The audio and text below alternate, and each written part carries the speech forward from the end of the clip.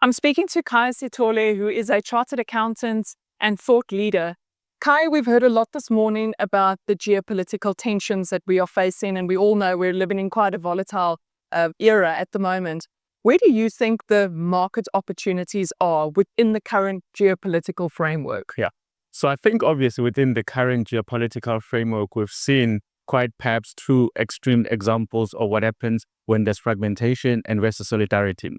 So if we look at what the EU has been able to do, they've been able to say that, look, under this disruption, if you want to negotiate with any of our member states, you have to negotiate with us as a bloc, which means that they are still probably able to maintain some of the value chains that they had, and they're able to maybe reallocate some of the value chain goods to be able to serve the markets that need them the most while these disruptions happen.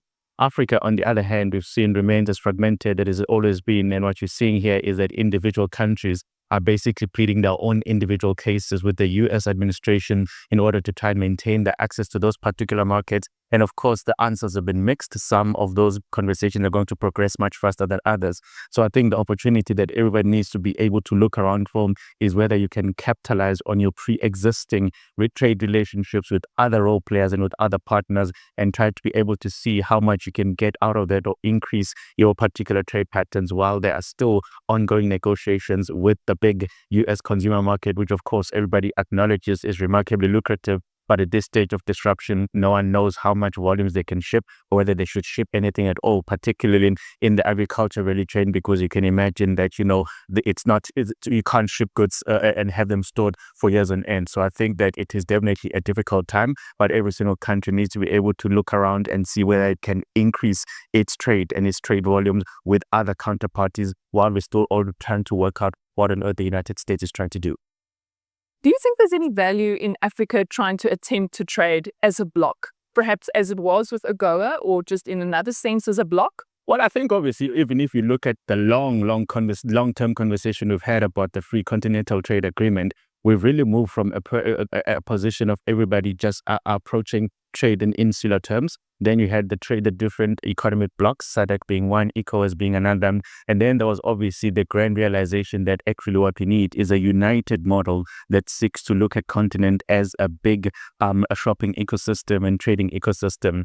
Unfortunately, that's taken much longer than it should have done so. And of course, it's only in recent years where you've seen some of the granular steps being put in place in order to be able to arrive what the rules are going to be, what the trade practice need to be. And even that, we still actually even started scraping the surface. We haven't started capitalizing on the dividend that should be inherent in the trade agreement within the African continent. And I think obviously what this does is that it accelerates those conversations, because, well, this could be a 4-year interruption and we do not know who's going to succeed Donald Trump. So it could be a much longer problem statement. So therefore, now that AGOA is essentially off the table, not explicitly so, but by implication with these new tariffs, whether they're blanket tariffs or the individual tariffs, African countries that have benefited from AGOA since 2000 now need to revisit the conversation of, well, if those volumes are going to be now reduced on the basis that tariffs obviously impact the volumes that you ship them, what can they do to trade with each other in order to ensure that you do not have these